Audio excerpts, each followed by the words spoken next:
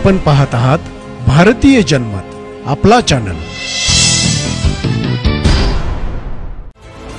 मागील काही दिवसांपासून कॅनडात खलिस्तानी समर्थकांकडून सातत्याने मंदिरांना लक्ष्य करण्यात येत आहे। सोमवारी एडमंटनमध्ये पुन्हा एका मंदिराची तोडफोड करत विटंबना करण्यात आली। तसेच मंदिराच्या भिंतींवर भित्तचित्रे काढत विद्रूप करण्याचा प्रयत्न करण्यात आला। या घटनेनंतर कॅनडातील हिंदू धर्मीयांनी तीव्र नाराजी व्यक्त केली आहे। कॅनडातील विश्व हिंदू परिषदेने एक्स या समाज माध्यमावर पोस्ट करत या संदर्भात माहिती दिली आहे। कॅनडाच्या एडमंटनमधील स्वामीनारायण मंदिरात खलिस्तानी समर्थकांकडून तोडफोड करण्यात आल्याचं त्यांनी सांगितलं। तसेच या घटनेचा निषेध करत कॅनडा सरकारकडे दोषींवर कारवाई करण्याची मागणीही विश्व हिंदू परिषदेकडून करण्यात आली आहे।